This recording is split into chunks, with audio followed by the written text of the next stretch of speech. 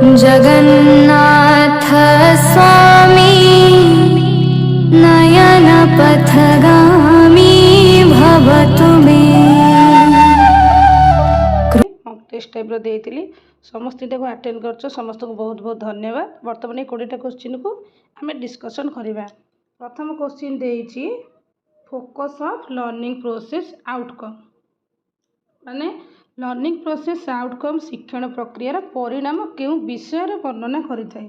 Process outcome ये देती option A देती what topic the teacher intends to lecture on. B देती what the student should know or be able to do. C देती how many page of the text book are complete.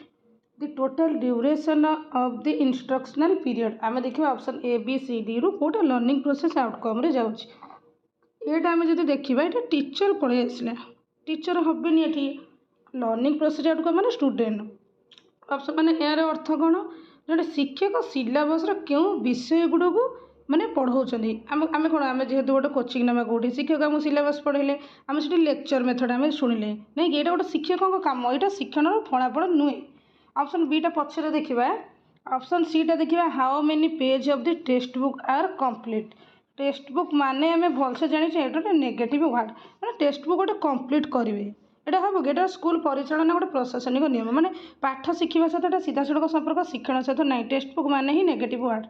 D देखा the total duration of the instructional period माने यार अर्थ कौन सप्ताह को केते समय ड्यूरेशन माने केते समय गोटे पेडागोजी मनकर मुझे एमसीक्यू गोटे देली ये आम ड्यूरेशन दिखाऊँगी 20टा क्वेश्चन कि 10 मिनिट आम सारा कि 2 मिनिट सारा एमती सेमती यार तो स्कूल परिचालन प्रशासनिक नियम पाठ शिखा सहित गोटे सीधा सड़क संपर्क ना कौटा गला माने ऑप्शन सीटा गला। डीटा देखा duration of the instructional period माने मुझे जमी कहली मु पेडागोजी 20टा क्वेश्चन देदेली तुम गोटे ड्यूरेशन देदेली एतिक मिनिट ये क्वेश्चन या कभर करवा माने सप्ताह को केते समय बा केते पीरियड ये पाठ पढ़ा हो स्कूल समय सारे माने टाइम टेबुल्स एटा गोटे कौन माने जड़ित ये ऑप्शन डीटा भी कटिगला कि ऑप्शन बीटा आम जब देखा what the student should know or be able to do.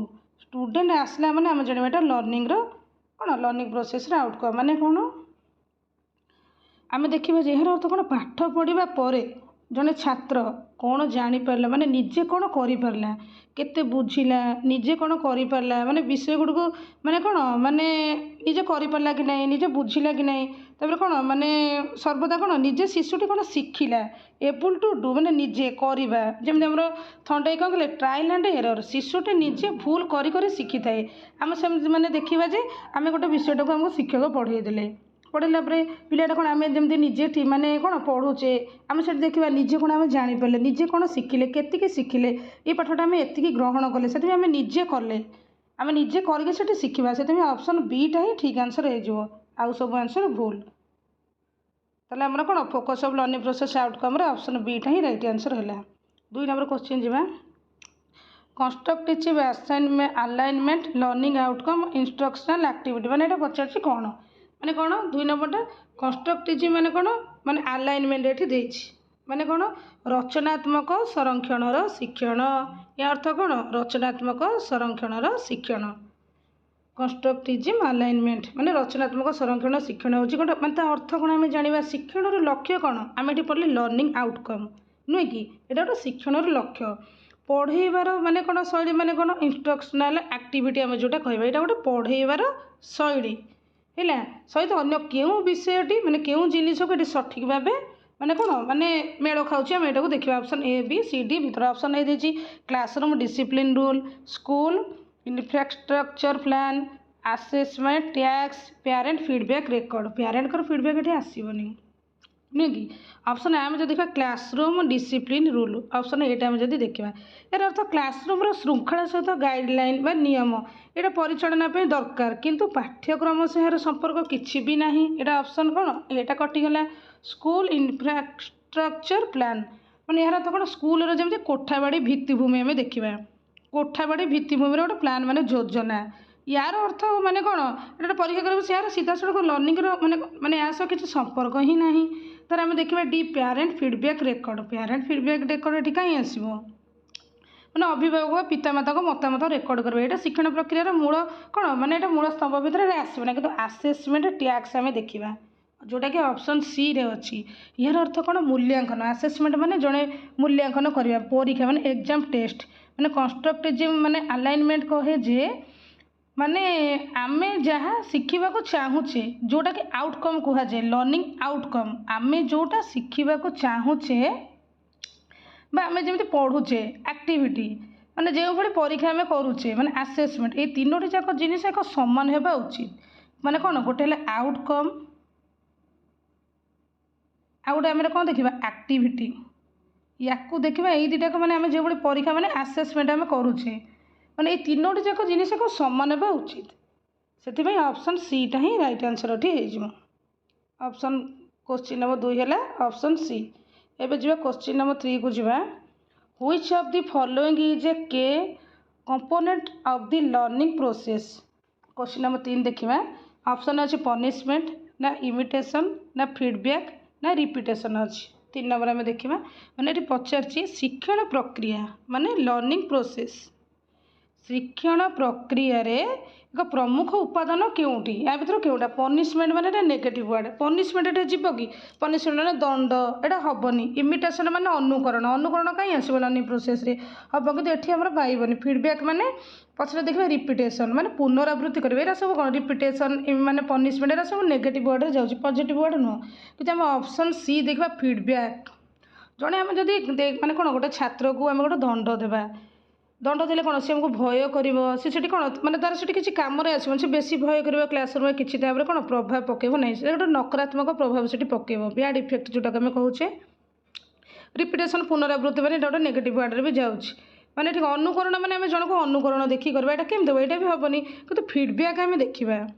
Feedback देखले मैंने फीडबैक ही ठीक पूरा भल आंसर हम फीडबैक गोटे पिला को आम मैंने कौन जब गोटे शिक्षार्थी को आम फीडबैक देवा से निजर भूल और ठीक विषय माने सहजरे से जापर माने मार्गदर्शक जहाँ कह सठिक समय माने मिलता फीडबैक पिला को आगक नापी प्रेरणा दिए मनकर आम गोटे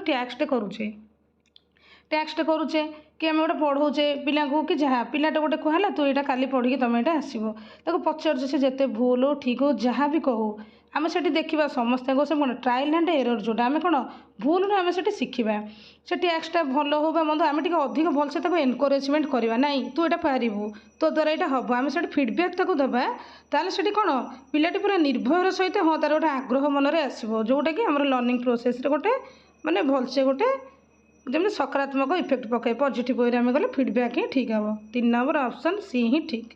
4 नंबर जीवा who state that learning is the modification of behaviour through experience and training. Question number 4 देइछि एक्सपीरियंस माने अभिज्ञता जोटा आम कहवा ट्रेनिंग माने प्रशिक्षण नुहे कि अभिज्ञता और प्रशिक्षण माध्यम आम व्यवहार रे मोडिफिकेशन ऑफ बिहेवियर आम व्यवहार रे आसुथिबा परिवर्तन नुहे कि चेंज जोटा कहवा परिवर्तन को बा संशोधन को कौन कह जाए क्या मत किए कही जे अभिज्ञता माने एक्सपीरियंस और प्रशिक्षण माने ट्रेनिंग माध्यम आम व्यवहार रे आसुथिबा परिवर्तन बा संशोधन को शिक्षण कह जाए क्या मत थिला।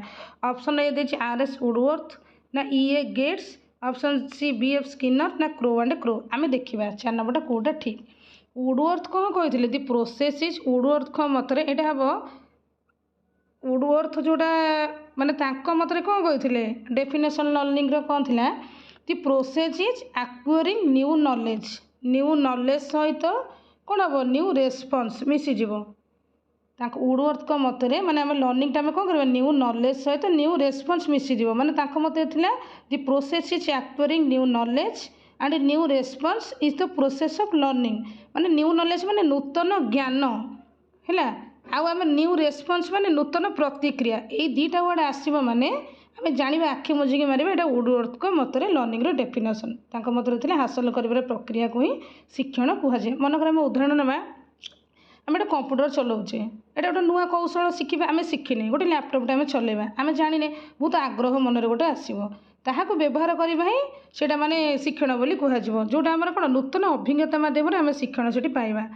तापर E.A. गेट्स आम देखा गेट्स का मतलब कौन यहाँ हम गेट्स को ही हम कौटा जो माने learning is the modification behaviour through experience and training Gates कौन कही गेट्स कही जे अभिज्ञता माने एक्सपीरियंस जोटा कहली ट्रेनिंग माने प्रशिक्षण तांका मतरे थिला अभिज्ञता और प्रशिक्षण माध्यम रे व्यवहार हस्ता परिवर्तन के शिक्षण कहा जाए तांका मतरे कहला गोटे पिला को आम निआ छुईबा को कहबा छोट पिलाटे से जानी ताको माने आमे को कहबा कि निआ को छु माने से देखिबो आम सेठी निआटा को लगैछे जा गोटे काम करिया पे से गोटे निआटा को जे छुई देला ता हाथ पोड़ीगला तार से गोटे अभिज्ञता आसला परवर्ती समय तुम ताको जेते निआ पाखक निओ बा से मन को भी माने मन को भी देखीदेव ये निआ अच्छी माने से निजे आपे आपे ही दूरेकी रहीटा हूँ तार व्यवहार परिवर्तन माने तार व्यवहार बदलीगला जहाँ को आम शिक्षण कहवा ये क्या मतरे गेट्स कहते से 4 नंबर ऑप्शन बीएफ स्किनर हेनी क्या बीएफ स्किनर कहीं हेनी कारण सी कहते learning is a process of progressive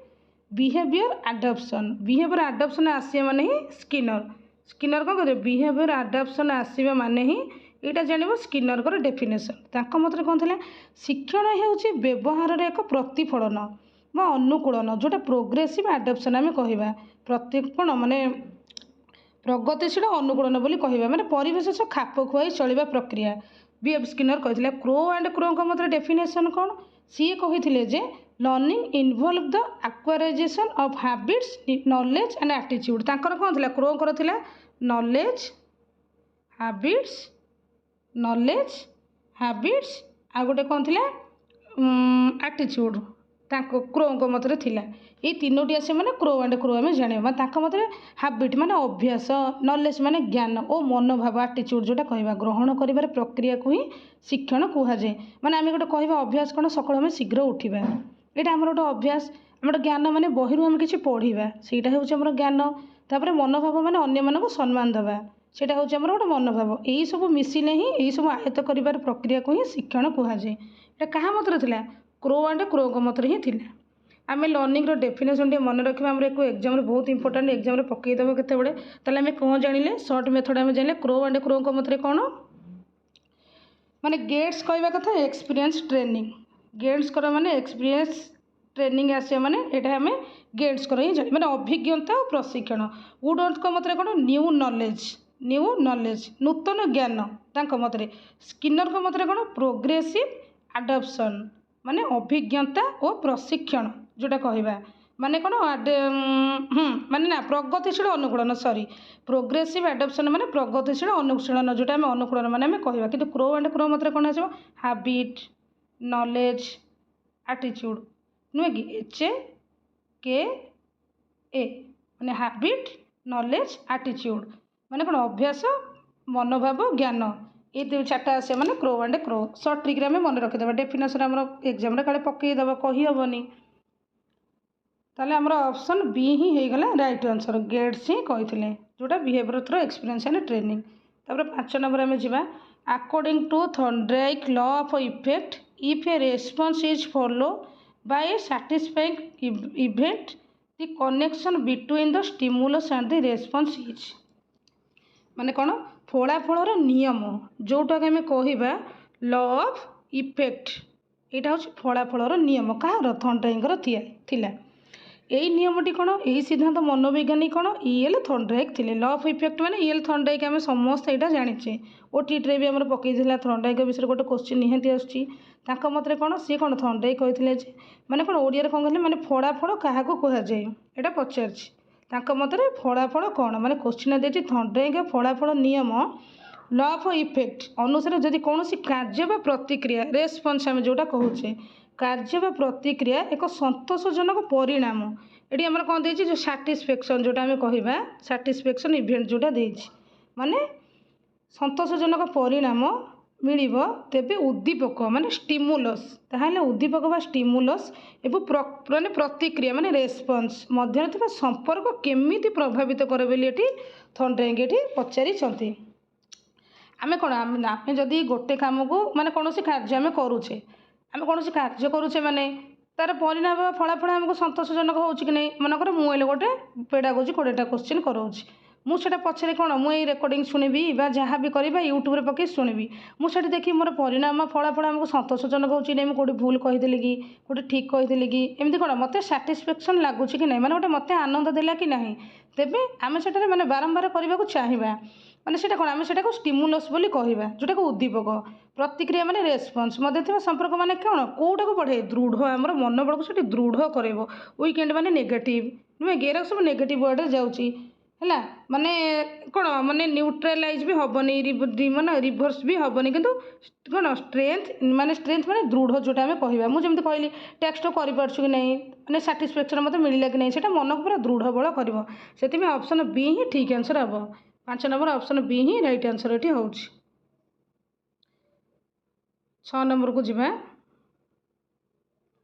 which of the following is the father of educational psychology ପଚାରିଛି, ମାନେ ଶିକ୍ଷା ମନୋବିଜ୍ଞାନର ଜନକ କିଏ? ଶିକ୍ଷା ମନୋବିଜ୍ଞାନ ମାନେ ଜନକ କିଏ? B.F. ସ୍କିନର, ନା E.L. ଥର୍ଣ୍ଡାଇକ୍, ନା ଇଭାନ ପାଭଲଭ, ନା ଜିନ୍ ପିଆଜେଟ୍? ଶିକ୍ଷା ମନୋବିଜ୍ଞାନ ଜନକ ଏଇଟା ଗୋଟେ ଆମେ ସମସ୍ତେ ଜାଣିଛେ କ'ଣ, E.L. ଥର୍ଣ୍ଡାଇକ୍ ହେବେ। କାରଣ B.F. ସ୍କିନର କ'ଣ ଦେଇଥିଲେ? B.F. ସ୍କିନର ଆମେ ସମସ୍ତେ ଜାଣିଛେ କ'ଣ ଦେଇଥିଲେ।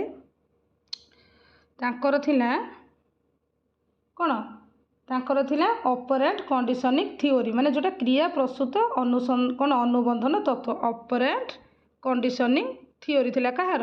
B.F. ସ୍କିନରଙ୍କର ଥିଲା। ମାନେ ତାଙ୍କ ମତରେ କ'ଣ, ସେ ରେନଫୋର୍ସମେଣ୍ଟ ସବୁ କହୁଥିଲେ, ମାନେ କ'ଣ ପ୍ରଶଂସା ଉପହାର ମିଳିବ, ମାନେ ତାଙ୍କ ମତରେ ପ୍ରଶଂସା ଉପହାର ରେନଫୋର୍ସମେଣ୍ଟ ଆସିବ। ମାନେ ତାପରେ ଅପରେଣ୍ଟ କଣ୍ଡିସନିଂ ଥିଓରି ମାନେ ଏଇଟା ହେଲା ସ୍କିନର। ସେ କାହା ଉପରେ କରିଥିଲେ? ମୂଷା ଉପରେ, ପାରା ଉପରେ ସେ ଗୋଟେ ପରୀକ୍ଷା କରିଥିଲେ। ଇଭାନ ପାଭଲଭ ଆମେ ଦେଖିବା, ଇଭାନ ପାଭଲଭ କ'ଣ କୁକୁର ଉପରେ କରିଥିଲେ, ଆଉ ସେଇଟା କ'ଣ ନୋବେଲ ପୁରସ୍କାର ବି ସେଠି ପାଇଥିଲେ। ତାଙ୍କର ଥିଲା କେଉଁ theory? Classical conditioning theory. Classical conditioning theory ହେଲେ ଇଭାନ ପାଭଲଭ, ତାଙ୍କର ବି ନୁହଁ ଏଇଟା। ପିଆଜେଟ୍ ଆମେ ଦେଖିବା, ପିଆଜେଟ୍ ମାନେ କଗ୍ନିଟିଭ୍ ଡେଭଲପମେଣ୍ଟ, ପିଆଜେଟ୍ ଆସିବ ମାନେ କଗ୍ନିଟିଭ୍ ଡେଭଲପମେଣ୍ଟ ଆସିବ। ତାପରେ ଆମେ ଭଲସେ ଜାଣିଛେ ସେ କ'ଣ ଛୋଟ ପିଲାଙ୍କୁ କହୁଥିଲେ ଲିଟିଲ୍ ସାଇଣ୍ଟିଷ୍ଟ ବୋଲି ବି କହୁଥିଲେ, ଛୋଟ ମନୋବୈଜ୍ଞାନିକ, ମାନେ କ'ଣ ଛୋଟ ବୈଜ୍ଞାନିକ ବୋଲି କହିଥିଲେ। ତାଙ୍କର 4ଟା ସ୍ତର ଥିଲେ ଆମେ ଜାଣିଛେ, ସର୍ଟରେ SAPCF, sensory motors, pre operational stage, concrete, formal, ନୁହେଁ କି। ମାନେ ସେନ୍ସର କ'ଣ ସେନ୍ସରି ମୋଟର ଷ୍ଟେଜ୍ ମାନେ କେତେ ଥିଲା? 0 ରୁ 2, ମାନେ ଜନ୍ମରୁ 2 ବର୍ଷ। ତାପରେ SAP ପ୍ରି ଅପରେସନାଲ ମାନେ 2 ରୁ 7। SAPC ମାନେ କଂକ୍ରିଟ୍ ଥିଲା 7 ରୁ 11, ମାନେ 11, ଆଉ ଫର୍ମାଲ ଥିଲା 11+। ଏଇଟା ଥିଲା ଜିନ୍ ପିଆଜେଟ୍। ତାହେଲେ ଆମେ କ'ଣ ଜାଣିଲେ, ଫାଦର ଅଫ୍ ଏଜୁକେସନାଲ ସାଇକୋଲୋଜି କାହାକୁ କହିବା? E.L. ଥର୍ଣ୍ଡାଇକ୍। ତାପରେ ଆମେ ଯିବା 7 number କ୍ୱେଶ୍ଚିନ୍କୁ। Which of the following is considered the primary and most measurable outcome of a successful learning process? 7 number କ'ଣ ପଚାରିଛି? Which of the following is considered the primary and most measurable outcome of a successful learning process? Option A ଦେଖିବା କ'ଣ ଦେଇଛି? Development of physical height and weight, temporary adaptation to a specific environment. C ଦେଇଛି modification and permanent change in behavior. ତାପରେ ଦେଇଛି passive accumulation of factual information. Passive ମାନେ ହିଁ ଏଇଟା negative ward ଆମେ କାଟିଦେବେ, କାରଣ ଲର୍ଣ୍ଣର ଆମର ସବୁବେଳେ ଆକ୍ଟିଭ୍। ଏଇଟା ଜିନ୍ ପିଆଜେଟ୍ କହିଛନ୍ତି, ଭାଇଗୋସ୍କି ବି କହିଛନ୍ତି, ଏଇଟା ଭଲସେ ଆମେ ଜାଣିଛେ। ପାସିଭ୍ ମାନେ ଏଠି ନେଗେଟିଭ୍ରେ କଟିଗଲା। ଫିଜିକାଲି ହାଇଟ୍ ଆଣ୍ଡ ୱେଟ୍ ଏଠି କାହିଁ ଆସିବ? ଫିଜିକାଲ ହାଇଟ୍ ଆଣ୍ଡ ୱେଟ୍ ଏଠି କାହିଁ ହେବ? ଏଠି ଜମା ହେବନି। ଏଠି ପଚାରିଛି ଏକ ସଫଳ ଶିକ୍ଷଣ ପ୍ରକ୍ରିୟାର ସବୁଠୁ ମୁଖ୍ୟ ଓ ମାପଯୋଗ୍ୟ, ମାନେ ମେଜରେବୁଲ୍ ଆମେ ଯେଉଁଟା କହିବା ଫଳାଫଳ, ଏଠି କୋଶ୍ଚିନ୍ଟା ପଚାରିଛି।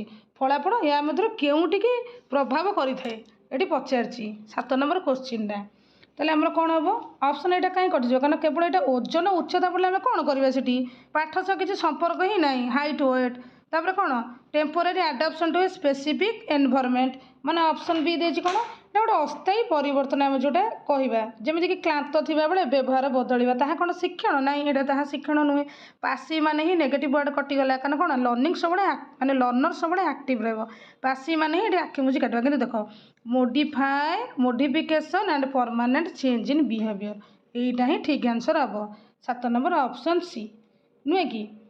ମାନେ ବ୍ୟବହାରରେ ଆମର ମାନେ ସଂଶୋଧନ, ସ୍ଥାୟୀ ପରିବର୍ତ୍ତନ, ଶିକ୍ଷଣର ପ୍ରକୃତ ଫଳାଫଳ, ବ୍ୟକ୍ତିର ଜ୍ଞାନ କୌଶଳ ଆଉ କ'ଣ ଆଚରଣର ଆସୁଥିବା ଏକ ଅପେକ୍ଷାକୃତ ସ୍ଥାୟୀ ପରିବର୍ତ୍ତନ ବୋଲି ଜାଣିବା।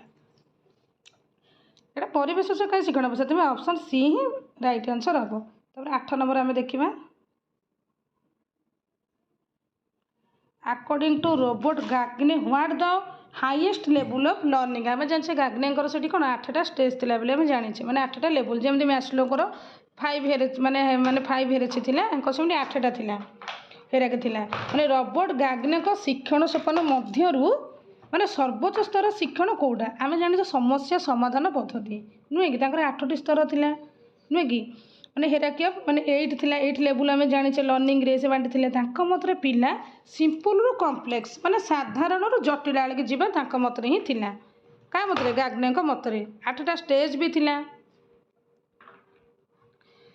ତାହେଲେ କ'ଣ ସେ କହୁଥିଲେ ସିମ୍ପଲ୍ ଟୁ କମ୍ପ୍ଲେକ୍ସ ମାନେ ମାନେ ମାନେ କ'ଣ ମାନେ ଛୋଟରୁ ମାନେ ତଳ ସ୍ତରକୁ ମାନେ କ'ଣ ଜଟିଳରୁ ମାନେ ଇଏ ସ୍ତରକୁ ଯିବା ନ ଦେଖି ଜଣେ କ'ଣ ଉପର ସ୍ତରକୁ ଯାଇପାରିବ ନାହିଁ ଆମେ ଛୋଟରୁ ବଡ଼ ହେବା ସବୁବେଳେ ମାନେ ଯେମିତି ଆରୋହ ପଦ୍ଧତି ଉଦାହରଣରୁ ସଂଜ୍ଞା ସେଇ ଟାଇପ୍ର ଆମେ ହେବା ମାନେ ଏଠି କ'ଣ ଦେଇଛି ସିଗ୍ନାଲ ଲର୍ଣ୍ଣିଂ ମାନେ ଏଠି ଦେଇଛି ସଂକେତ ଶିକ୍ଷଣ ଫାର୍ଷ୍ଟ ଅପସନ୍ ଦେଇଛି ଏଇଟା ଗାଗ୍ନେଙ୍କର ମାନେ କ'ଣ ସବୁଠୁ ସରଳ ସ୍ତର ଥିଲା ଭର୍ବାଲ୍ ଆସୋସିଏସନ୍ ଲର୍ଣ୍ଣିଂ ଯେଉଁଟା ଆମର ଥିଲା ଶାବ୍ଦିକ ସାହାଯ୍ୟ ଶିକ୍ଷଣ ଏଇଟା ଗୋଟେ ସ୍ତର 4ରେ ଥିଲା ତାଙ୍କର ଏଇଟା ହେବନି ସ୍ତରରେ ଅଛି କିନ୍ତୁ ଏଇଟା ହେବନି ଏଠି ସର୍ବୋଚ୍ଚ ସ୍ତର ପଚାରିଛି କନସେପ୍ଟ ଲର୍ଣ୍ଣିଂ ଏଠି ପଚାରିଛି ମାନେ ଏଠି ଧାରଣା ଶିକ୍ଷଣ ଇଏ ତାଙ୍କର 6 ସ୍ତରରେ ଥିଲା କିନ୍ତୁ ଦେଖ ପ୍ରୋବ୍ଲେମ୍ ସଲଭିଂ ଲର୍ଣ୍ଣିଂ ଏଠି ଦେଇଛି ଆମେ ଦେଖ ସମସ୍ୟା ସମାଧାନ ଆମେ ଯେଉଁଟା କହିବା ମନେକର ଆମକୁ ଗୋଟେ କୁହାହବ ଆମର ଏବେ ବନ୍ୟା ଚାଲିଛି ବା ବାତ୍ୟା ଚାଲିଛି ଏଠି ନଈ ବଢ଼ି ବିଷୟରେ ସମସ୍ତେ ଲେଖ ଆମେ ଗୋଟେ ସମସ୍ୟା ଗୋଟେ ଦିଆହେଲା ଆମେ 8-10 ଜଣ ଅଛେ ଆମେ ସେଠି ନିଜେ ଆମ ମାଇଣ୍ଡ ଖର୍ଚ୍ଚ କରି ଭାବିବା ସମସ୍ୟା ସମାଧାନ ଆମେ ନିଜେ ହିଁ ସେଠି କରୁଛେ ନୁହେଁ କି ଆମେ ମାଇଣ୍ଡ ଖର୍ଚ୍ଚ ଆମେ ହଁ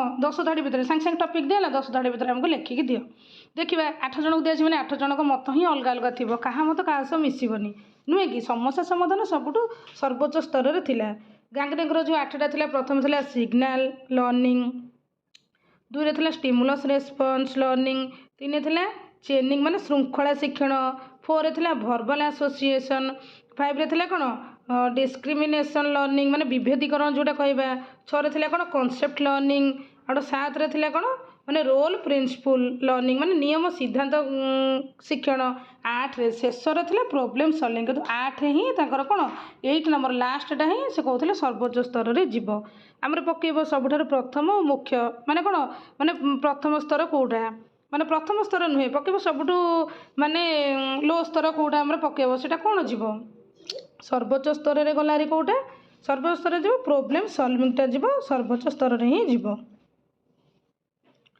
ଯେଉଁ କନସେପ୍ଟ ଲର୍ଣ୍ଣିଂ ଏସବୁ ଯିବନି ହେଲା ତାପରେ ଆମେ ଯିବା 9 ନମ୍ବର ଆମେ ଦେଖିବା ତାହେଲେ ଅପସନ୍ ଡି ହିଁ ରାଇଟ୍ ଆନ୍ସର୍ ହେଇଗଲା the first and most important step in any learning process is achievement motivation classroom text book 9 number ଏଠି ପଚାରିଛି ଶିକ୍ଷଣ ପ୍ରକ୍ରିୟାର ଲର୍ଣ୍ଣିଂ ପ୍ରୋସେସ୍ ଯେଉଁଟା ଶିକ୍ଷଣ ପ୍ରକ୍ରିୟାର ସବୁଠାରୁ ପ୍ରଥମ ମୁଖ୍ୟ ପାଦ କେଉଁଟା ଏଠି most important step in first ଯେଉଁ ପଚାରିଛି ଏନି ଲର୍ଣ୍ଣିଂ ପ୍ରୋସେସ୍ ମାନେ ପଚାରିଛି ଶିକ୍ଷଣ ପ୍ରକ୍ରିୟାର ସବୁଠାରୁ ପ୍ରଥମ ମୁଖ୍ୟ ପାଦ କେଉଁଟା ଅପସନ୍ ଏଟା ଦେଖିବା achievement motivation classroom text book କଟିଯିବ ଲର୍ଣ୍ଣିଂ ପ୍ରୋସେସ୍ ମାନେ କ୍ଲାସରୁମ୍ ଏଠି କଟିଗଲା ଆମେ ଏ ଆଉ ବି ଭିତରେ ହିଁ ଦେଖିବା ଏଇଟା ଦେଇଛି କ'ଣ ଆଚିଭମେଣ୍ଟ ବିଟା ଦେଇଛି ମୋଟିଭେସନ୍ ଅଭିପ୍ରେରଣା ଆମେ ଦେଖ ଆଚିଭମେଣ୍ଟ ମାନେ ଆଚିଭମେଣ୍ଟ ହେବନି ଲର୍ଣ୍ଣିଂ ପ୍ରୋସେସ୍ ମାନେ ଜଣକୁ ମୋଟିଭେସନ୍ ଦେବା ନିହାତି ଦରକାର ଅଭିପ୍ରେରଣା ଆମେ ଯାଉଛେ ମାନେ କାରଣ ଜଣକୁ ଅଭିପ୍ରେରଣା ବିନା ପିଲାଟି ଶିଖିବାକୁ କେବେ ପ୍ରସ୍ତୁତ ହେବ ନାହିଁ ଆମେ କ୍ଲାସରୁମ୍କୁ ଯିବା ପିଲାଟି ରେଡ଼ି ନଥିବ ପଢ଼ିବା ପାଇଁ ଆମେ ହଠାତ୍ କିନା କେବେ ପଢ଼ିବା କେମିତି ହେବ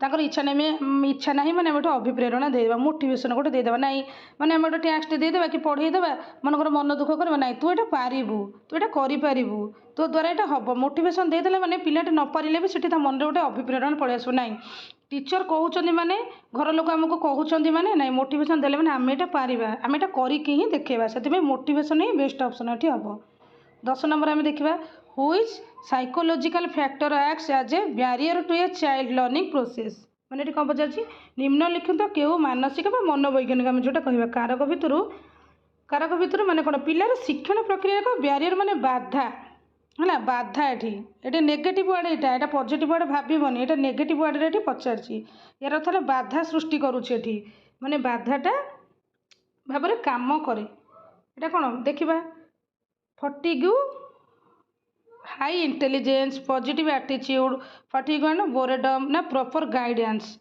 हाई इंटेलिजेंट आम देखा हाई इंटेलिजेंट कहीं जीव कह हाई इंटेलिजेंट केवे जीवनी माने आम जमती कहवा ମାନେ ଉଚ୍ଚସ୍ତରୀୟ ଗୋଟେ ଆମେ ଇଣ୍ଟେଲିଜେଣ୍ଟ ମାନେ ଗୋଟେ ବୁଦ୍ଧିଜୀବୀ ଆମେ କହିବା ଯେମିତି। ବିଟା ପଜିଟିଭ୍ ଆଟିଚ୍ୟୁଡ଼ ମାନେ ସକାରାତ୍ମକ ମନୋଭାବ। ଯେତେବେଳେ ପିଲାର ପାଠ ପଢ଼ିବା ବା ନୂଆ ଜିନିଷ ଶିଖିବା ପ୍ରତି ଏକ ଭଲସେ ମାନେ ଆଗ୍ରହ ଆସିଯିବ, ସେଇଟା ଗୋଟେ ସକାରାତ୍ମକ ମନୋଭାବ ଥାଏ, ସେଇଟା ସାହସର ସହ ଶିଖିବ। ଏଇଟା ପୁରା କ'ଣ ପଜିଟିଭ୍ରେ ହିଁ ଯାଉଛି, ପଜିଟିଭ୍ ଆଟିଚ୍ୟୁଡ଼। ଏଠି ଦେଇଛି ବାଧା ସୃଷ୍ଟି କରେ, ଅପସନ୍ ବିଟା ଯିବ। ତାପରେ ଅପସନ୍ କ'ଣ ହାଇ ଇଣ୍ଟେଲିଜେଣ୍ଟ ମାନେ ଯାହାର ଗୋଟେ ଆଇକ୍ୟୁ ମାନେ ହାଇ ମାନେ ଅଧିକ ସ୍ତରର ଗୋଟେ ଆଇକ୍ୟୁ ତାର ଥିବ ହେଲା। ଉଚ୍ଚ ବୁଦ୍ଧିମତ୍ତା ଥିଲେ ମାନେ ପିଲାଟି ଅଧିକ ଥିବ, ସେ କ'ଣ ଯେକୌଣସି ଜିନିଷକୁ ବହୁତ ଶୀଘ୍ର ବା ସହଜରେ ଶିଖିପାରିବ। ଆକ୍ଟିଭ୍ ଲର୍ଣ୍ଣର ଯେଉଁଟା କହିବା ମାନେ ବାଧା ସୃଷ୍ଟି କରିବନି ଶିକ୍ଷଣ ପ୍ରକ୍ରିୟାରେ। କ'ଣ ହାଇ ଇଣ୍ଟେଲିଜେଣ୍ଟ ଯିବ, ପଜିଟିଭ୍ ଯିବ। ତାପରେ କ'ଣ ପ୍ରପର୍ ଗାଇଡ଼ାନ୍ସ, କ'ଣ ଅପସନ୍ ଡିଟା ବି ପଜିଟିଭ୍ରେ ଅଛି। ଗୋଟେ ପିଲାଟାକୁ ଆମେ ଯଦି ଶାରୀରିକ ମାନସିକ ସ୍ତରରେ ମାନେ ବହୁତ ଭଲସେ ଗାଇଡ଼ାନ୍ସ ତାକୁ ଦେବା, ପ୍ରପର୍ ଗାଇଡ଼ାନ୍ସ ଆମେ ଦେବା, ତାହେଲେ ସେ ଭଲସେ ସେଇଟାକୁ କରିପାରିବ। କିନ୍ତୁ ଅପସନ୍ ଡି ଦେଖ, ଅପସନ୍ ଡି ଯେଉଁଟା ଅପସନ୍ ଡି କେବେ ହେବନି, ଏଇଟା ବାଧା ସୃଷ୍ଟି କରିବ। ଏଇଟା ବାଧା ସୃଷ୍ଟି ନିହାତି କରିବ।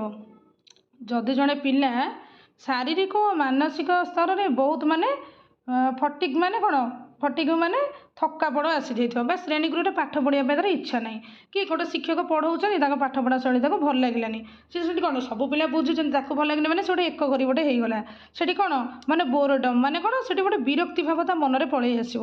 ତେବେ ତାର ପାଠରେ କ'ଣ ସମ୍ପୂର୍ଣ୍ଣ ବାଧା ସୃଷ୍ଟି କରିବ। ଏଠି ଦେଇଛି ବାଧା ସୃଷ୍ଟି କୋଉଟା, ଏଇଟା କ'ଣ ନେଗେଟିଭ୍ରେ ଅଛି, ତାହେଲେ ଅପସନ୍ ସିଟା ହିଁ ରାଇଟ୍ ଆନ୍ସର୍ ଆମର ଏଠି ହେଇଯିବ। 11 ନମ୍ବର ଯିବା। The transition of learning from one situation to another situation is known as option A देखिए retention of learning ना transfer of learning ना extension of learning ना maturation। 11 नंबर आम देखा गोटे परिस्थिति रे शिखिथिबा ज्ञान है गोटे परिस्थिति रे शिखिथिबा ज्ञान another situation माने कौन अन्य एक परिस्थिति रे प्रयोग करने है अन्य एक परिस्थिति रे प्रयोग करने को कौन कहुए एटा कौन कह शिक्षण स्थानांतरित कहुए मैंने कौन transfer of learning option beta he right answer हो रिटेंशन ऑफ लर्निंग एटा हेनी रिटेंशन ऑफ लर्निंग एटा केबे भी हेनी कहीं शिखि विषय को मन रखा शिखि विषय को मन रखिले कौन एठा देती गोटे विषय को शिखा अन्य एक परिस्थिति प्रयोग करवा यहाँ मन रखा केमती हम यहाँ हेनी के तार ऑप्शन सी देखो एक्सटेंशन ऑफ लर्निंग एटा के जीवन शिखि व्यवहार धीरे धीरे लोप पाइबा एटा तो गला नेगेटिव गला जोटा रोट मेमोराइज घोषी घोषी मन रखा भूली जावा जोटा यहाँ के हेनी मैच्यूरेशन मैच्यूरेशन कहीं हम मैच्यूरेशन ये हेनी बयस से आसूा शारीरिक परिपक्वता ये पाइबनी हेनी के कितु ट्रांसफर ऑफ लर्निंग आम गोटे शिखीचे शिखीचे पर अन्य गोटे आम मनकर कहि आम पढ़ीचे माने सप्तम अष्टम बालक शब्द लता शब्द फल शब्द बालक शब्द पुलिंग लता शब्द स्त्रीलिंग तापर फल शब्द नपुंसकलिंग आम भलसे जानी पुणी आम टीजीटी लेवल पढ़ुचे सिलेबस शब्द धातुर्व अच्छी कौन आराम से देखो सीटा कम ही आसला आम से भूलिने मन रखीचे कह ट्रांसफर ऑफ लर्निंग शिखीचे अन्य कम देख आम शिखी ये गोटे विसर्ग रहा गोटे आय कर आम टिके आखि पकईदेला आम मन रोचे से कह ट्रांसफर ऑफ लर्निंग। तापर 12 नंबर आम देखा according to Crow and Crow learning involve the acquisition of dash knowledge and attitude ये डैश पूर्ण पकई स्किल हे ना हैबिट हे ना इमोशन हे ना रिफ्लेक्स हे मैंने 12 नंबर क्वेश्चन आम देखा ये पचार क्रो आ क्रो अनुसार शिक्षण माने सी शिक्षण कौन कहते शिक्षण हूँ अभ्यास तापर कौन ज्ञान और मनोभाव अर्जन कर प्रक्रिया ये देती एक्वाजिशन एक्वाजिशन माने कौन ये मुझे अभ्यास माने कौन हैबिट जोटा ये हम ये नॉलेज ज्ञान एटीट्यूड माने कौन एटीट्यूड माने मनोभाव ये कौन हैबिट ही बस हैबिट मत हैबिट माने कौन ये माने क्रो आ क्रो कहते मत शिक्षण हूँ अभ्यास हैबिट अभ्यास नॉलेज ज्ञान एटीट्यूड मनोभाव शिक्षण को ही शिक्षण बोली कहवा यहाँ क्रो आ क्रो मत ऑप्शन बी ही राइट आंसर हो 13 नंबर देखा दि process of learning is directly initiated and guide by dash which act as the steering power school building motivation text book ना पनिशमेंट 13 नंबर आम आराम से जानी सारे ऑप्शन देखिकी मैंने ये पचारे शिक्षण प्रक्रिया को प्रोसेस ऑफ लर्निंग है शिक्षण प्रक्रिया को आरंभ हो परिचालित करने माने गाइडेंस जोटा आम कहवा अभिप्रेरणा माने मोटिवेशन आम जोटा कहवा मोटिवेशन आम जोटा कहवा अरे एक क्षणिक शक्ति गोटे कम करे पचार शिक्षण प्रक्रिया लर्निंग प्रोसेस सीधा सड़क भाव ମାନେ କାହା ଦ୍ୱାରା ଆରମ୍ଭ ବା ପରିଚାଳିତ ହୋଇଥାଏ, ଯାହା ଶିକ୍ଷାର ଏକଚାଳିକି ଶକ୍ତି ମାନେ ଷ୍ଟ୍ରିଟ୍ ପାୱାର ଭାବରେ କାମ କରେ ବୋଲି ଏଠି ପଚାରିଛି। ସ୍କୁଲ ବିଲ୍ଡିଂ, ଏଟା ସ୍କୁଲ ବିଲ୍ଡିଂ କାହିଁ ଶିକ୍ଷଣରେ ଆସିବ? ଟେକ୍ସଟ ବୁକ୍ ତ ନେଗେଟିଭ୍ ୱାର୍ଡ଼, ପନିସମେଣ୍ଟ ସବୁ ଦଣ୍ଡ, ନେଗେଟିଭ୍ ୱାର୍ଡ଼, ଦଣ୍ଡ ଆମେ ଦେଲେ ପିଲା କ'ଣ ଏଠି ଶିଖିବ? କିଛି ନାହିଁ, ମାନେ ସବୁ ନକାରାତ୍ମକ ପ୍ରଭାବ। କିନ୍ତୁ ମୋଟିଭେସନ୍, ଆମେ ଯଦି ପିଲା ଗୋଟେ ଅଭିପ୍ରେରଣା ଦେବା, ମାନେ କ'ଣ ଶିକ୍ଷଣ ପ୍ରକ୍ରିୟା ମାନେ ଲର୍ଣ୍ଣିଂ ପ୍ରୋସେସ୍ ସିଧା ଆମେ ମାନେ କ'ଣ ତାର ଆରମ୍ଭ ପରିଚାଳିତ କରି ଅଭିପ୍ରେରଣା ନିହାତି ଆବଶ୍ୟକ, ତାହା ହିଁ ଏକଚାଳିକା ଶକ୍ତି ଭାବେ ସେଠି କାମ କରିବ। ଅପସନ୍ ବି ହିଁ ରାଇଟ୍ ଆନ୍ସର୍। 14 ନମ୍ବର ଯିବା, which of the following is constructivist approach. 14 ନମ୍ବରଟା ପଚାରିଛି। Option A drill and practice, ନା ଲେକ୍ଚର, ନା ଡିଟେକ୍ସନ୍, ନା ପ୍ରୋବ୍ଲେମ୍ ବେସ୍ଡ ଲର୍ଣ୍ଣିଂ। 14 ନମ୍ବର ପଚାରିଛି କନଷ୍ଟ୍ରକ୍ଟିଭ୍ ମାନେ ଗଠନମୂଳକ ଆଭିମୁଖ୍ୟଟି କ'ଣ ବୋଲି ଏଠି ପଚାରିଛି। ଡ୍ରିଲ୍ ଆଣ୍ଡ ପ୍ରାକ୍ଟିସ୍ ହେବ, ନା ଲେକ୍ଚର ହେବ, ନା ଡିଟେକ୍ସନ୍ ହେବ, ନା ପ୍ରୋବ୍ଲେମ୍ ବେସ୍ଡ ଲର୍ଣ୍ଣିଂ ଏଠି ହେବ। ଦେଖ, ଗଠନମୂଳକ ଆଭିମୁଖ୍ୟ କ'ଣ ମାନେ ଆମେ ଆଗ ପ୍ରଥମେ ବୁଝିବା ନିଜେ ଜ୍ଞାନ ଗଢ଼ିବା। ଶିକ୍ଷକ ତ ଆମକୁ ମାର୍ଗ ଦେଖେଇଦେଲେ, ଆମେ ଯେଉଁଟା ଫ୍ୟାସିଲିଟର ଆମେ କହିବା ବା ଶିକ୍ଷକ ଆମର MKO ଏଠି ରହିଲେ, ନୁହେଁ କି? ମାନେ ନିଜେ କ'ଣ ମାନେ କ'ଣ ଆମେ ଶିକ୍ଷକ ଆମକୁ ଶିଖେଇ ଦେଲେ, ମାନେ ଗଠନମୂଳକ ଅଭିପ୍ରାୟର ମୁଖ୍ୟ ଲକ୍ଷ୍ୟ କ'ଣ? ନିଜେ ଜ୍ଞାନ ଆମେ ଏଠି ତିଆରି କରିବା, ଜ୍ଞାନ ଆମେ ନିଜେ ଗଢ଼ିବା। ଏହି ଶିକ୍ଷାଦାନ ପଦ୍ଧତି ଅନୁସାରେ ଶିକ୍ଷାର୍ଥୀମାନେ କ'ଣ କରନ୍ତି? କେବଳ ନିଷ୍କ୍ରିୟ ହୋଇ କ'ଣ ଅଂଶଗ୍ରହଣ କରିବେ? ମାନେ କ'ଣ ନିଷ୍କ୍ରିୟ କେତେବେଳେ? ଟିଚର ସେଣ୍ଟର, ଆମେ ଯେତେବେଳେ ଟିଚର ପଢ଼େଇ ଦେଲେ ଆମେ ସେଠି ହଁ ଗୋଟେ ଶୁଣିଦେଲେ ନିଷ୍କ୍ରିୟ, ଆମକୁ ଯେତିକି ଆସିଲା ଆମେ ଶୁଣିଲେ, ଯେତିକି ନ ଆସିଲେ ପଚାରିଲେ ଆମେ ନିଷ୍କ୍ରିୟ। ସେ ସେଠି ଲେକ୍ଚର କଲେ, ଆମେ ସେଠି କେବଳ ଶୁଣିଲେ, ସେଇଟା କଲେ ହେବନି। ସେଇଟା କ'ଣ ନିଜ ଅନୁଭୂତି ସକ୍ରିୟ ଅଂଶଗ୍ରହଣ ଦ୍ୱାରା ନିଜ ଜ୍ଞାନ ନିଜେ ଗଢ଼ିପାରିବା? ନାହିଁ। ଛାତ୍ର କେନ୍ଦ୍ରିକ ମାନେ ଏଠି କ'ଣ? ଛାତ୍ର କେନ୍ଦ୍ରିକରେ କ'ଣ ଶିକ୍ଷକ ଅପେକ୍ଷା ଛାତ୍ରଛାତ୍ରୀ ଅଧିକ ସକ୍ରିୟ ରୁହନ୍ତି, ଯେଉଁଟାକୁ ଆମେ ଷ୍ଟୁଡେଣ୍ଟ ସେଣ୍ଟର ବୋଲି କହିବା। ସେଠି ଷ୍ଟୁଡେଣ୍ଟ କ'ଣ ଆକ୍ଟିଭ୍ ରୁହନ୍ତି, ମାନେ ଟିଚର ଫ୍ୟାସିଲିଟର ପୁରା ଭାବେ ଆସିକି କାମ ସେଠି କରିବେ। ତାହେଲେ ସେଇଟା କ'ଣ problem based learning best answer ହେବ କି? ଏଥିରେ ସକ୍ରିୟ ଅଂଶଗ୍ରହଣ କରିବେ ଛାତ୍ରଛାତ୍ରୀ, ମାନେ ଗୋଟେ ବାସ୍ତବ ସମସ୍ୟା ଦିଆଯିବ। ଯେମିତି କହିଲି ଦଶହରା ଉପରେ ଗୋଟେ ଏସେଟ୍ ଲେଖ, 10 ଜଣ ଆମେ ଗୋଟେ ଗ୍ରୁପ୍ କରି ପଢ଼ୁଛେ, 10 ଜଣଙ୍କ ମତ ଏଠି ଅଲଗା ଆସିବ, ନୁହେଁ କି? ଆମେ ନିଜେ ସେଠି ବୁଦ୍ଧି ଖର୍ଚ୍ଚ କରି କଲେ ପ୍ରୋବ୍ଲେମଟା ଆମେ ନିଜେ ସମାଧାନ କରିବା, ମାଇଣ୍ଡ ଖର୍ଚ୍ଚ କରିବା। ଆଗ ଉପକ୍ରମ ରହିବ କି ସାରାଂଶ ରହିବ କି ଲାଷ୍ଟକୁ କ'ଣ ମାନେ ଲାଷ୍ଟକୁ ଯେମିତି ଶେଷ କଥା ରହିବ, ଏଠି ଆମେ ନିଜେ ମୁଣ୍ଡ ଖର୍ଚ୍ଚ କରି ପ୍ରୋବ୍ଲେମ୍ ସଲ୍ଭ ହେବ। ଏଠି ଛାତ୍ର ହିଁ କଲା, ଏଠି ଶିକ୍ଷକ କଲେନି। ଏଠି ଆମେ ଯେମିତି ଦେଖିବା ଅପସନ୍ କ'ଣ ଅଭ୍ୟାସ, ଡ୍ରିଲ୍ ଆଣ୍ଡ ପ୍ରାକ୍ଟିସ୍, ଅଭ୍ୟାସ ପୁନରାବୃତ୍ତି, ଘୋଷିକି ମନେ ରଖିବାର ଗୋଟେ ଫଳ। ସେଠି କିଛି ମାଇଣ୍ଡରେ ସେଠି କ'ଣ ଆମେ ହଠାତ୍ କିନା ଗୋଟେ ଟପିକ୍ ଦେଲେ ସେଠି କ'ଣ ସେଠି କିଛି ମାନେ ଘୋଷି କହିଛା ମାନେ ସେଠି ହେବନି, ଯେଉଁଟା ଅଭ୍ୟାସ ପୁନରାବୃତ୍ତି ଆମେ କହିବା। ବିଟା ଦେଇଛି କ'ଣ ଏଠି ଲେକ୍ଚର, ଲେକ୍ଚର ମାନେ ଗୋଟେ ଭାଷଣ ବା ବକ୍ତୃତା, ଏଇଟା ଶିକ୍ଷଣ କହନ୍ତି। ଏଇଟା କ'ଣ ଲେକ୍ଚର ମାନେ ଏଇଟା କ'ଣ ଟିଚର ସେଣ୍ଟର ଏଠି ପଳେଇଲା, ଆମର ଏଇଟା ନୁହେଁ। ମାନେ ଶିକ୍ଷକ କହିବେ ଆମେ କେବଳ ଶୁଣିବା, ଆମେ ସେଠି ନିଷ୍କ୍ରିୟ ରହିଲେ, ଶିକ୍ଷକ ସେଠି ଆକ୍ଟିଭ୍। ଆଉ ଗୋଟେ କ'ଣ ଡିଟେକ୍ସନ୍ ମାନେ ଶ୍ରୁତ ଲିଖନ ଆମେ ଯେଉଁଟା କହିବା। ଏଥିରେ କ'ଣ ଶିକ୍ଷକ ଯାହା କହିବେ ଆମେ ତାହା ଶୁଣି ଶୁଣି ଲେଖିବା, ମାନେ ଆମକୁ ଯେଉଁଟା ଆସୁଛି ଆମେ ସେଠି ଲେଖୁନେ, ଆମକୁ ଯେଉଁଟା ନ ଆସୁଛି ଆମର ଡାଉଟ୍ ରହୁଛି ଆମେ ସେଟାକୁ ସାଙ୍ଗେ ସାଙ୍ଗେ ଖାତାରେ ଲେଖି ଦେଉଛେ। ତାହେଲେ କ'ଣ ହେବ?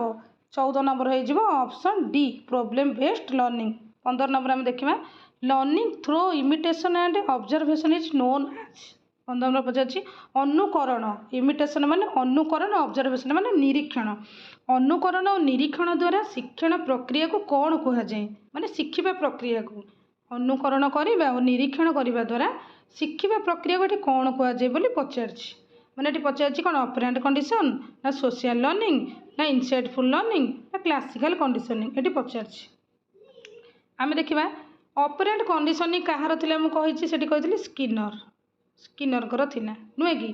ଇନସାଇଟଫୁଲ୍ ଲର୍ଣ୍ଣିଂ ଏଇଟା କାହାର ଥିଲା? କୋହଲରଙ୍କର ଥିଲା, କେଓ, ଏଠି ତ ଜାଗା ହେଉନି ଲେଖିଦେଉଛି। ଆଉ କ୍ଲାସିକାଲ୍ କଣ୍ଡିସନିଂ କାହାର ଥିଲା? ଇଭାନ୍ ପାଭଲଭଙ୍କର ଥିଲା, ଇଭାନ୍ ପାଭଲଭଙ୍କର ଥିଲା। ଏଠି ପଚାରିଛି ଲର୍ଣ୍ଣିଂ ପ୍ରୋସେସ୍, ଏଠି ଇମିଟେସନ୍ ଅବଜରଭେସନ୍ ଯେଉଁଟା କହିବା, ଏଇଟା କାହାର ଥିଲା? ସୋସିଆଲ ଲର୍ଣ୍ଣିଂ, ମାନେ ଏଇଟା ଗୋଟେ ସାମାଜିକ ଶିକ୍ଷା। ସମାଜରେ ଆମେ ଅନୁକରଣ କରୁଛେ, ନିରୀକ୍ଷଣ କରୁଛେ, ତାପରେ ଆମେ ଶିଖିବା ପ୍ରକ୍ରିୟାକୁ ଆମେ ଲର୍ଣ୍ଣିଂ ବୋଲି କହୁଛେ, ନୁହେଁ କି? ସାମାଜିକ ଶିକ୍ଷଣ ବୋଲି କହୁଛେ। ତାହେଲେ କ'ଣ ହେଇଯିବ? ଅପସନ୍ ବି ହିଁ ରାଇଟ୍ ଆନ୍ସର୍ ହେବ। ଅପସନ୍ ଏ ନୁହେଁ, ସି ନୁହେଁ, କି ଡି ବି ନୁହେଁ। 15 ନମ୍ବର ହେଇଯିବ ଅପସନ୍ ବି, ସୋସିଆଲ ଲର୍ଣ୍ଣିଂ ଆମେ ଜାଣିବା। ଆଚ୍ଛା, ସୋସିଆଲ ଲର୍ଣ୍ଣିଂର କିଏ ଥିଲେ ଫାଉଣ୍ଡର? ମୁଁ ସେଇଟା ମାନେ କ'ଣ କମେଣ୍ଟ ବକ୍ସରେ ମେସେଜ୍ କରିବ। ସୋସିଆଲ ଲର୍ଣ୍ଣିଂର ଫାଉଣ୍ଡର କିଏ ଥିଲେ?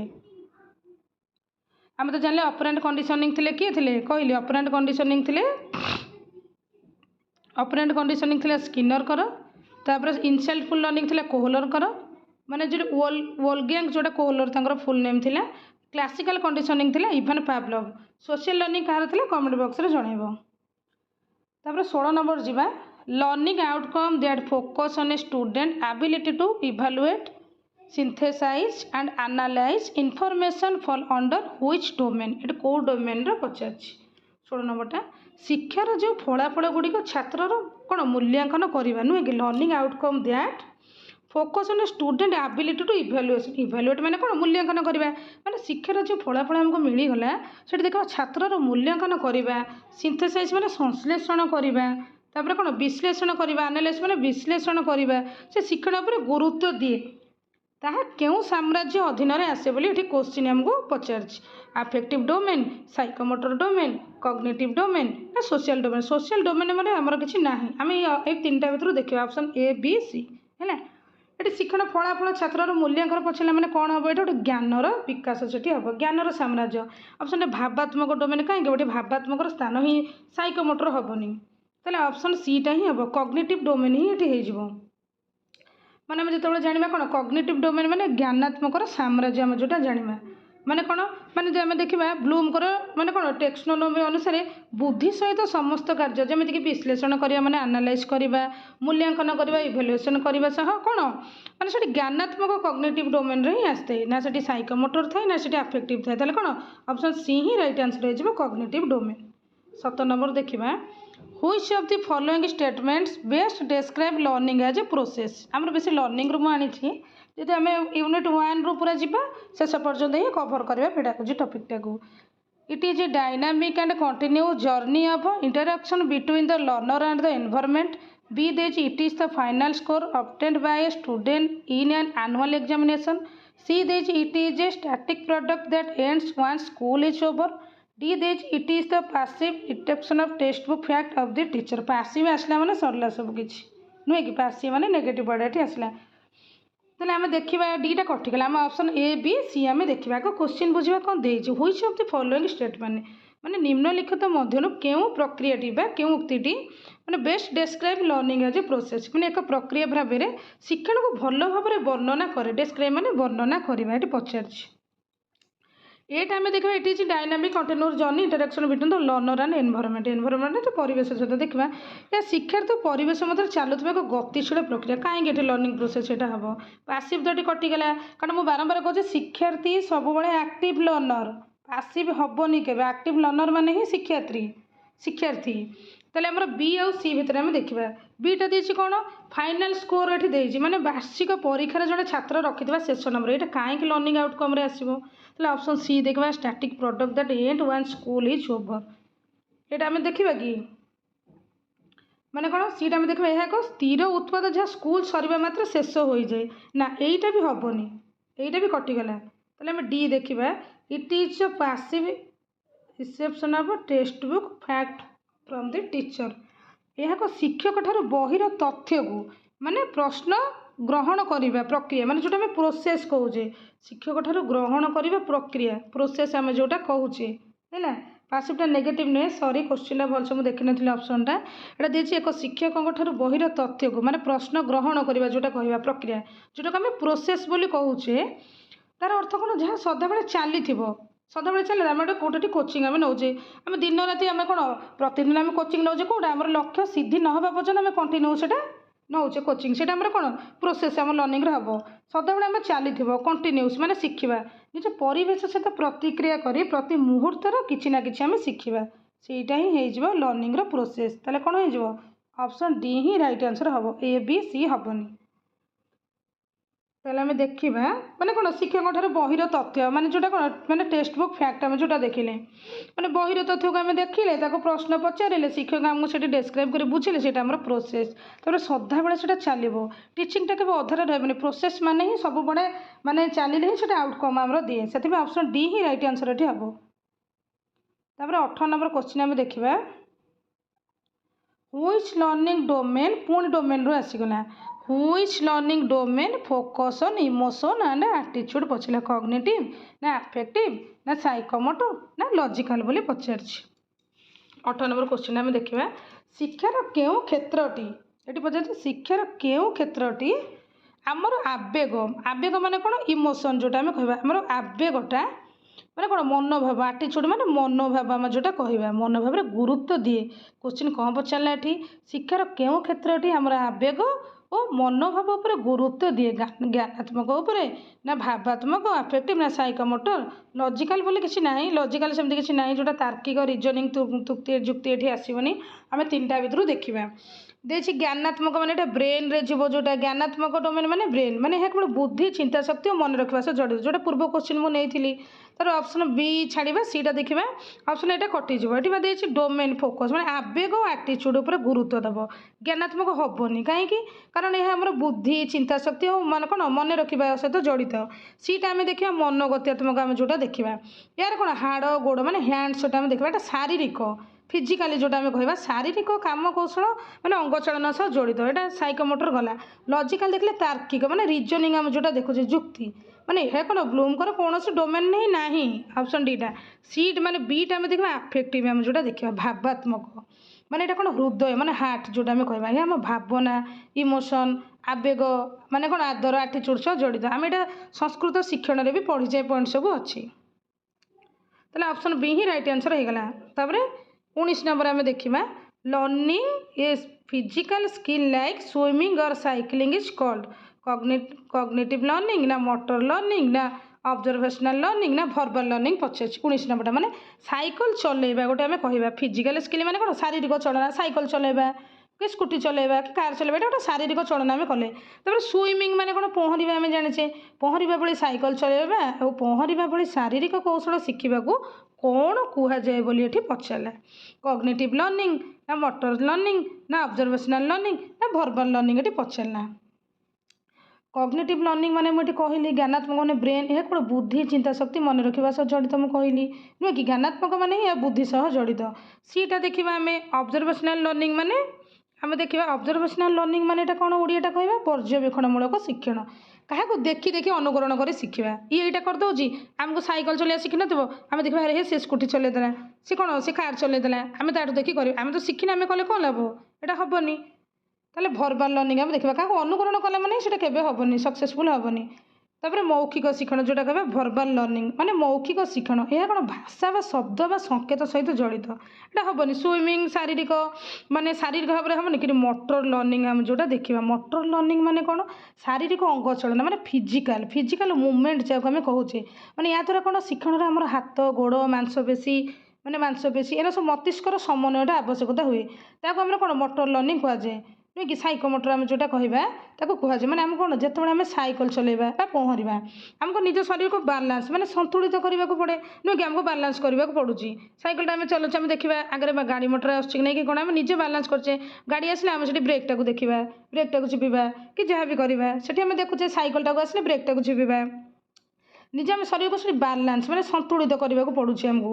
ତାହାଦ୍ୱାରା କ'ଣ ମାଂସପେଶୀ ବ୍ୟବହାର କରିବାକୁ ପଡ଼େ। ଏହା କୌଣସି ବହି ପଢ଼ିବା ମୁଖସ୍ଥ କରିବାକୁ ହୁଏ ନାହିଁ। ଆରେ ଆମେ ତ ନିଜେ ସାଇକେଲ ସେ ଚଲେଇବା, ଏଠି ପହଁରିବା, ୟାର ବହି ସହ କ'ଣ ସମ୍ପର୍କ ଅଛି କି? ନିଜେ ଶାରୀରିକ ଚାଳନା ଆମର ସେଠି ମାନେ କ'ଣ ସେଠି ଗୋଟେ ଇମ୍ପ୍ରୁଭ୍ କଲା। ସେଥିପାଇଁ ମୋଟର ଲର୍ଣ୍ଣିଂ ହିଁ ହେବ ହେଲା, ଯେଉଁଟା ସାଇକୋମୋଟର ଆମର କୁହାଯାଏ ସେଇଟା ହିଁ ହେବ। 20 ନମ୍ବର ଆମେ ଦେଖିବା learning is the process by which ଆନ୍ activity originate or is changed through reacting to an encountered situation. Who proposed this definition? किए ଦେଇଥିଲେ କିମ୍ବଲ ନା ହିଲଗାର୍ଡ ନା କ୍ରୋଞ୍ଚମାସ ନା ପାଭଲଭ ଏଠି ପଚାରିଲା। 20 ନମ୍ବର ଲାଷ୍ଟ କ୍ୱେଶ୍ଚିନ୍ ଆମେ ଆସିଲେ आंसर कौन जो हिलगार्ड ही आंसर हो हिलगार्ड कहीं 20 नंबर क्वेश्चन आम देखा कौन शिक्षण हो गोटे आम जाचे भलसे एपरी एक प्रक्रिया जहाँद्वारा कौन परिस्थितिर सामना कर प्रतिक्रिया देवा फल कौन मैंने आम जोटा आम कार्य मान आरंभ हुए पुराणा कार्य बदली जाए किम्बल कौन कहते शिक्षण हो शक्तिशाली व्यवहार में आसुवा परिवर्तन ये देजी लर्निंग द प्रोसेस होइछ एक्टिविटी ऑरिजिनेट्स माने कौन ये क्वेश्चन देला शिक्षण होची एपरि एक प्रक्रिया जहाँद्वारा कौन परिस्थिति सामना कले तार प्रतिक्रिया देवा फल भी कार्यटा आरंभ होगा पुराणा कार्य बदली जाए। ये पचार किए कही मतटा कହାର किम्बलकर हेनी कारण मत कौन था सी कही शिक्षण हो गोटे शक्तिशाली व्यवहार में आसुवा परिवर्तन गोटे शक्तिशाली व्यवहार में आसुवा परिवर्तन कहते किम्बल। आउ ऑप्शन सी देखा हिलगार्ड थाउ सी जोटा देखा क्रोनबेक जोटा आम देखुचे क्रोनबेक कौन कहते शिक्षण हो अभिज्ञता जो व्यवहार में आसुवा परिवर्तन मान सी कौन कहते learning is change in behaviour है learning is change in behaviour बोले किए कहते क्रोनबेक कहते पूरा डायरेक्ट से कहते माने ता द्वारा ही कौन रिजल्ट आम देखा एक्सपीरियंस ये आसो अभिज्ञता में आसला। ପାଭଲଭ କ'ଣ କହିଥିଲେ? ପାଭଲଭ କହିଥିଲେ ବ୍ୟବହାରବାଦ। ପାଭଲଭ ଥିଲେ କିଏ? ବ୍ୟବହାରବାଦ, ଯେଉଁଟା ବିହେଭିଅରିଜିମ୍ ଆମେ ଜାଣିଛେ। ତାଙ୍କ ମତରେ ଥିଲା ଶିକ୍ଷଣ ହେଉଛି ଏକ ସାହଚର୍ଯ୍ୟ ବା ପ୍ରତିବର୍ତ୍ତୀ ପ୍ରକ୍ରିୟା, ମାନେ କଣ୍ଡିସନିଂ ଯେଉଁଟା ଆମେ କହୁଛେ, ତାଙ୍କ ମତରେ ଥିଲା ସେଇଟା। କିନ୍ତୁ ହିଲଗାର୍ଡ଼ ଆମେ ଦେଖିବା ସିଏ କ'ଣ କହିଥିଲେ? ହିଲଗାର୍ଡ଼ କହିଥିଲେ ଯେ ଆମେ କୌଣସି ନୂଆ ପରିସ୍ଥିତି ଆମ ସାମ୍ନାକୁ ଆସିଲା, ତାଦ୍ୱାରା କ'ଣ ମାନେ ଏନକାଉଣ୍ଟର୍ଡ ସିଚୁଏସନ୍ ଯେଉଁଟା ଆମର ଦେଇଛି, ତାହା ଏନକାଉଣ୍ଟର୍ଡ ମାନେ ଯେଉଁ ଏନକାଉଣ୍ଟର କାହାକୁ କରିବା ସେଇଟା ନୁହେଁ, ତା ଅର୍ଥ ଏନକାଉଣ୍ଟର କାହାକୁ ମାରିଦେବା ସେଇଟା ନୁହେଁ। ସିଏ କହିଥିଲେ ଯେ ମାନେ ହଠାତ୍ କିନା କୌଣସି ନୂଆ ପରିସ୍ଥିତି ଆସୁଛି, ଆମ ସାମ୍ନାକୁ ଆସିଲା, ଏନକାଉଣ୍ଟର ସିଚୁଏସନ୍ ମାନେ ତାହା ପ୍ରତି ପ୍ରତିକ୍ରିୟା ଦେଇ ମାନେ ଆମେ ତାକୁ ନୂଆ କାର୍ଯ୍ୟ ଆରମ୍ଭ କରିବା, ତାଦ୍ୱାରା ହିଁ ଆମର ଶିକ୍ଷଣରେ ପରିବର୍ତ୍ତନ ହେବ। ନାହିଁକି ଗୋଟେ ନୂଆ ମାନେ ଟପିକ୍ଟେ ଦିଆହେଲା କି ଆମର ନୂଆ ଆଜି ଭଲ ଅଛି କାଲି ମନ୍ଦ ହେବ, ଗୋଟେ ସାମ୍ନା ଗୋଟେ ପରିସ୍ଥିତିକି ଆସିଲା, ଫ୍ୟାମିଲି ପ୍ରୋବ୍ଲେମ୍ ହଉ ଯାହା ବି ହଉ, ସେଟାକୁ ଆମେ ହାରିଯିବାନି। ମାନେ ତାଙ୍କ ମତରେ ସେ ନୂଆ କାର୍ଯ୍ୟ ଆମେ ସେଠି ଷ୍ଟାର୍ଟ କରିଦେବା, ମାନେ ଆରମ୍ଭ କରିଦେବା। ତାଙ୍କ ମତରେ ହିଁ ଥିଲା ଏସବୁ ଶିକ୍ଷଣ ଦ୍ୱାରା ହିଁ ପରିବର୍ତ୍ତନ ହେବ। ସେଥିପାଇଁ 20 ନମ୍ବର ହେଇଯିବ ଅପସନ୍ ବି। ପାଭଲଭ ମାନେ ବ୍ୟବହାରବାଦୀ ଥିଲେ। ମୁଁ ଏଠି କହିଦେଉଛି ସର୍ଟରେ, ଲାଷ୍ଟ କ୍ୱେଶ୍ଚିନ୍ଟା। ପାଭଲଭ ଥିଲେ ବ୍ୟବହାରବାଦୀ, ନୁହେଁ କି? ବିହେଭିଅରିଜିମ୍ ଯେଉଁଟା ଥିଲେ, ମାନେ ତାଙ୍କ ମତରେ କ'ଣ? ଶିକ୍ଷଣ ହେଉଛି ଏକ ସାହଚର୍ଯ୍ୟ ବା ପରିବର୍ତ୍ତୀ ପ୍ରକ୍ରିୟା, ମାନେ କଣ୍ଡିସନିଂ ଆସିବ ମାନେ ପାଭଲଭ ହେଲା। କ୍ରୋନବେକ୍ ଏଠି କ'ଣ କହିଥିଲେ? ହିଲଗାର୍ଡ଼ ମାନେ କ'ଣ କହିଲେ? ଯେଉଁଟା ମୁଁ କହିଲି ପରିସ୍ଥିତିକି ସାମ୍ନା କରିବା, ହାରିଯିବାନି, ଯେଉଁଟା ଆମର ଏଠି ଦେଖ ଇଜିଟିକ୍ ଏନକାଉଣ୍ଟର୍ଡ ସିଚୁଏସନ୍, ଏଇଟା ଆସିବ ହିଲଗାର୍ଡ଼ଙ୍କର, ଅପସନ୍ ବି। ତାପରେ କ'ଣ? କ୍ରୋ ଆଣ୍ଡ କ୍ରୋ ଆମେ ସେଠି ଦେଖିବା। ଏଇଟା ତ କ'ଣ ହିଲଗାର୍ଡ଼ ତ ଆମେ ଜାଣିଲେ। କିମ୍ବଲ କହିଥିଲେ, ମୁଁ ଏଠି କହିଲି କିମ୍ବଲ କହିଥିଲେ କ'ଣ? ଅଭ୍ୟାସ ଦ୍ୱାରା, ମାନେ କ'ଣ ରେନଫୋର୍ସ ପ୍ରାକ୍ଟିସ୍ ହେବ। ଆଉ ହିଲଗାର୍ଡ଼ ତ କହିଲେ ଏଠି ଆସିଲା। କ୍ରୋନବେକ୍ କ'ଣ କହିଥିଲେ? Learning is change in behaviour, ମାନେ ଆର ରେଜଲ୍ଟ ଅଫ୍ ଏକ୍ସପିରିଏନ୍ସ, ତା ରେଜଲ୍ଟ ଆସିଯିବ ଏକ୍ସପିରିଏନ୍ସରେ ଆସିଯିବ। କିନ୍ତୁ ହିଲଗାର୍ଡ଼ କହିଥିଲେ କ'ଣ? ଏନକାଉଣ୍ଟର୍ଡ ସିଚୁଏସନ୍। କ୍ରୋ ଆଣ୍ଡ କ୍ରୋ ମୁଁ କହିଥିଲି କ'ଣ? ହିଲଗାର୍ଡ଼ କହିଲେ ପରିସ୍ଥିତିକି ସାମ୍ନା କରିବା, ମାନେ କ'ଣ ଏନକାଉଣ୍ଟର୍ଡ ସିଚୁଏସନ୍ ଜାଣିଲେ। ଗେଟ୍ସ କ'ଣ କହିଥିଲେ? ଏକ୍ସପିରିଏନ୍ସ। ଗେଟ୍ସ କହିଥିଲେ, ଏରା ସବୁ important. Gates, Crow and Crow, Skinner, ଏସବୁ ଆମେ ମନେ ରଖିବା, ଡେଫିନେସନ୍ କଥା ପକାଇଦେବ। ଗେଟ୍ସ କହିଥିଲେ ଏକ୍ସପିରିଏନ୍ସ ଆସିବ ପ୍ଲସ୍ ଟ୍ରେନିଂ ଆସିବ, ମାନେ କ'ଣ ଅଭିଜ୍ଞତା ଓ ପ୍ରଶିକ୍ଷଣ, ଏଇ ଦୁଇଟାକୁ ମିଶିଲେ ହିଁ ଶିକ୍ଷଣର ପରିବର୍ତ୍ତନ ଆସିବ ବା ଶିକ୍ଷଣ କରିବା। କ୍ରୋ ଆଣ୍ଡ କ୍ରୋ କ'ଣ କହିଲେ? ହାବିଟ୍ ଆସିବ। କ୍ରୋ ଆଣ୍ଡ କ୍ରୋ କହିଲେ ହାବିଟ୍ ଆସିବ, ତା ସହିତ ନଲେଜ ଆସିବ, ତା ସହିତ ଆଟିଚ୍ୟୁଡ଼ ଆସିବ। ଆମେ ପୂର୍ବ କୋଶ୍ଚିନ୍ ସବୁ ଦେଖିଛେ, ମାନେ କ'ଣ? ଜ୍ଞାନ, ଅଭ୍ୟାସ, ମନୋଭାବ, ନୁହେଁ କି? ଅଭ୍ୟାସ, ଜ୍ଞାନ, ମନୋଭାବର ହିଁ ଶିକ୍ଷଣ କୁହାଯାଏ। ଗିଲଫୋର୍ଡ କ'ଣ କହିଲେ? ସିଏ ବି କ'ଣ? ବିହେଭିଅର ଫ୍ରମ୍ ବିହେଭିଅର, ମାନେ କ'ଣ? ବ୍ୟବହାର ଦ୍ୱାରା ହିଁ ବ୍ୟବହାର, ବିହେଭିଅର ଫ୍ରମ୍ ବିହେଭିଅର। ଗିଲଫୋର୍ଡ କ'ଣ କହିଥିଲେ? ବିହେଭିଅର ଅଫ୍ ବିହେଭିଅର, ମାନେ ବ୍ୟବହାର ଦ୍ୱାରା ବ୍ୟବହାର, ଏଇଟା କହିଥିଲେ କିଏ? ନା ଗିଲଫୋର୍ଡ। ଆମେ ସାଧାରଣ ଇଜି ଦେଖିଦେଲେ, ଇଜି ଟ୍ରିକ୍ ଯଦି ମନେ ରଖିଦେବା, ତାହେଲେ ପେଡ଼ାଗୋଜି ଆମକୁ କଷ୍ଟ ଲାଗିବ ନାହିଁ। ଯଦି କୋଶ୍ଚିନ୍ ଆମର ସିଲାବସ୍ ୱାଇଜ୍ ହିଁ ମୁଁ ଆଣିଥିଲି, ମାନେ first unit learning process and outcomes. ଯଦି କୋଶ୍ଚିନ୍ରେ ମାନେ ବୁଝେଇବାରେ କିଛି ଭୁଲ ରହିଥିବ କ୍ଷମା ପ୍ରାର୍ଥନା କରିବେ, କ୍ଷମା ପ୍ରାର୍ଥନା ମୁଁ ମାଗୁଛି। ଯଦି ଭୁଲ ଥିବ, କୋଶ୍ଚିନ୍ ଡେସ୍କ୍ରାଇବ୍ ସରିଗଲା। କୋଶ୍ଚିନ୍ ମୁଁ ହ୍ୱାଟ୍ସଆପ୍ ଗ୍ରୁପ୍ରେ ଦେଇଥିଲି। ସମସ୍ତଙ୍କୁ ବହୁତ ବହୁତ ଧନ୍ୟବାଦ। ସମସ୍ତେ ଭଲସେ ମକ୍ ଟେଷ୍ଟ ଆଟେଣ୍ଡ କରୁଛ। ଆଉ ରିକ୍ୱେଷ୍ଟ କରିଥିଲ କି ଏଇ କୋଶ୍ଚିନ୍ଟା ଡିସ୍କସନ୍ କରିବା ପାଇଁ, ମୁଁ ଏଇଟା ଡିସ୍କସନ୍ କରିସାରିଲି। ଏଇଟା ଆନ୍ସର୍ ସହ ମେନସନ୍ କରି ମୁଁ ହ୍ୱାଟ୍ସଆପ୍ ଗ୍ରୁପ୍ରେ ଦେଇଦେବି। ଆଉ ହ୍ୱାଟ୍ସଆପ୍ ଗ୍ରୁପ୍ର ଲିଙ୍କ୍ ଡେସ୍କ୍ରିପ୍ସନ୍ରେ ଅଛି ୟୁଟ୍ୟୁବ୍ରେ। ଏଇଠି ସମାପ୍ତ କରୁଛି। ଜୟ ଜଗନ୍ନାଥ।